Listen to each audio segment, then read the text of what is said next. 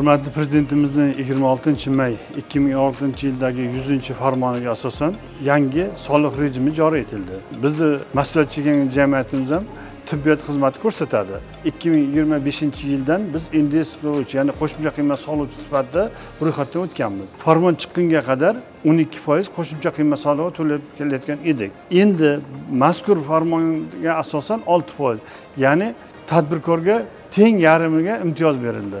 Biz buxgalter bilan o'zaro hisob-kitob qilib ko'rdik. Qaysi soliq turida o'tganimizda ko'proq davlatga soliq to'laymiz yoki korxona ko'proq foyda qoladi. Mazkur 100-farmondan kelib chiqqan holda teng yarimi korxona foydasiga qolmoqda.